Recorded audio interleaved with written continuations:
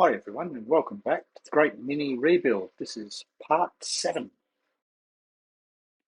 In the last episode, you'll remember we left the Mini in the grey-green epoxy primer and we were ready for the high build to go on, and then the horrible sanding and blocking, sanding and blocking start. Well, as you can see, we've got our first coat of high build primer on, and the process of flattening it out and making sure that we had all the lumps and bumps corrected has begun. So we've done the first cut, uh, put on some guide coat, scrubbed it all back.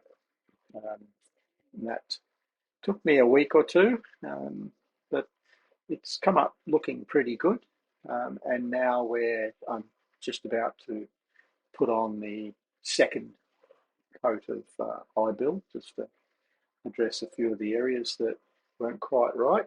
Um, but overall, it looks pretty flat. So with the second coat applied, you can see that it's looking pretty even now. So it's reasonably good. So the next step, now that we've sort of got the outside at least down to the point where it's pretty flat, um, is to paint out the interiors of the boot and the engine bay, um, and then we can move on to the rest of the exterior. So we've done the first layup of the internal components that I'm painting. So we've done the boot, the engine bay area, and the interior.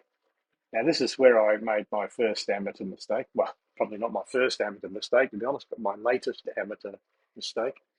I assumed that if I put down 3 or 4 base coats of yellow, that I would be good enough. However, as I've discovered, you don't put yellow over grey high build primer because it comes out looking a yucky shade of greeny yellow. Anyway, uh, looked all right when I sprayed it. It was wet. So in a hissy fit, in a fit of pique, I went back to bashing some metalwork, fixed up the bonnet and tried to fix up some of the holes that it had in it. Fitted the door so I could check my door gaps and things like that. Um, and then I thought, well, I'll go ahead and I'll paint the interior of the doors, uh, the underside of the bonnet, and the underside of the boot. Now, this I did the proper way, putting down a white base coat over the grey high build, and then my yellow, what do they call it, base base colour before I put on the clear coat. And here you can see the difference it makes, where you've got an interior that's done without the white base coat, and the door internals that has the white base coat. So to make that look half decent, I'm going to have to sand down all the areas of the interior of the bits that are exposed. That is the headliner rail, the dash rails, the vertical A pillar, um, the B pillars, all those bits of yellow internal metalwork that you can actually see.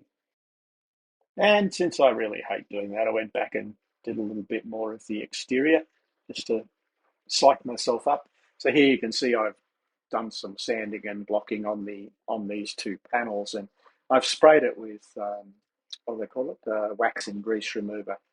So it's nice and shiny while it's wet, so it makes it quite easy to see whether you've got any bumps and bumps and areas that you need to address.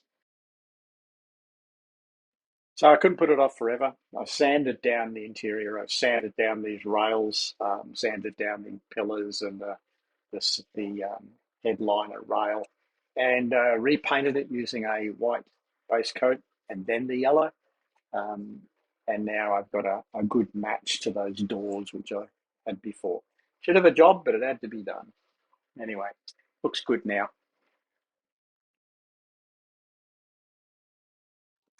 Since I want to respray this with all the doors and the bonnets and the boots all fitted, I decided the next step that I was going to do was to spray all these, what I call the cut-ins, that are covered when you put the bonnet back on or the doors back in.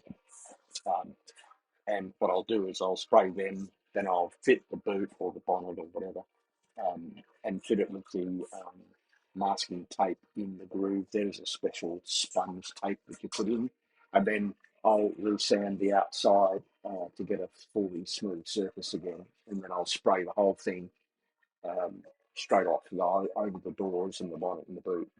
That way, you really can't get a mismatch of colour anywhere. Um, I still haven't decided if I'm going to try and repaint the outside myself or whether I'll take the whole lot down and get a professional with a boot to actually spray it. I'd sort of like to try it myself, but it's pretty hard to do in my environment. I've got trees around that put little bits of pollen, and the shed's not really clean enough to do. But still working on that. Okay, due to a shortage of funds, I've decided I'm going to have a crack at painting this car myself. So my plan of attack is to paint the black bits first, so that's the roof and the two stripes on the bonnet. So I've masked off everything on the whole car and then masked up the bonnet ready to take the black stripes. And I've done that. So there's 4 coats of base coat black, followed by 3 coats of clear coat. I haven't put the clear coat over the bonnet component yet because that'll get done when I do the yellow. So in these pictures you can see the result of the painting on the roof and the 2 black stripes on the front. And I think that's come up rather well actually. So after I'd done the black, I painted the whole car with base coat white because that's what you need to bring the yellow up to a good colour. So this is the first time I've really painted the whole of the outside of a car. So what I've done here is I've got 2 coats of base coat white to even out the under layer. And then I've got 3 coats of the base coat yellow. And then on top of that, I've got 3 coats of clear coat. The clear coat is probably the hardest part because it tends to want to run pretty easily. But I've watched a lot of YouTube, and I think I've picked up the trick. The first layer nice and thin, and then subsequent layers with and watching that wet leading edge as described by the guys on Paint Society. So thank you, Brian. You've helped me an awful lot in technique as painting. And I really only got what I call one run on the whole car, and that's just underneath the front blinker. And that's only in the clear coat, so I can sand that out and buff it back. Overall, it came out pretty well, and thanks to all the plastic sheeting and things, which, while not optimal, kept most of the dust out, and it's reasonably dust-free. So here's a few random shots of the job after I've removed all the masking, and I think it's come up quite well. There really aren't any dry spots in the clear, which is great, except for I think one across the back, which I'm going to sand off and either buff or respray, but it's come up looking quite good. So now it's time for the fun part, putting it back together.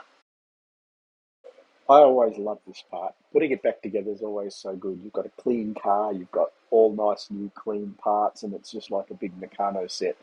Got to pay a lot of attention to the exploded parts diagrams and things, because when you pull these old cars apart, you can't guarantee that everything is actually where it should actually be. It's been pulled apart, put together many times, and so I always reference the original drawings and parts lists to see where everything should be when I put things back together. But then I also like to subtly improve things, so if something's wrong or it mechanically is unreliable, I usually improve those things as I go. Anyway, I've put the car back onto the rotisserie so I can do all the bottom and underside fittings. So doing the stuff that runs on the bottom is obviously much easier when it's upside down or on its side. So here you can see I've put the fuel line in, I've run the battery cable in, and I've put the front to rear brake line in. I've also mounted the rear subframe and put on the radius arms and all the attaching hardware and suspension that goes with that. And then in the final part, I've also put on the handbrake cable and wired all that in. So really the whole back end mechanical component is pretty much complete.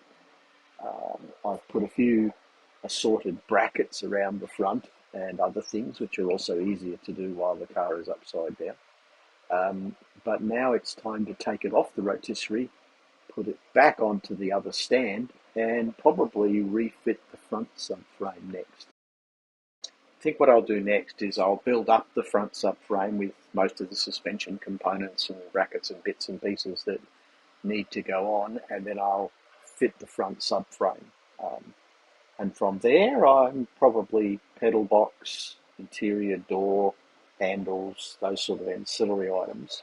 Um, and then once they're all done, I think I'll get on with the electrical work. But that's a broad plan from here on. Anyway, it's coming along. I'm doing about half a day's work in the shed at the moment because by lunchtime the shed's like 44 degrees. So I call it quits and come inside. Anyway, that's all for this video. We'll catch you up next time. Thank you for watching.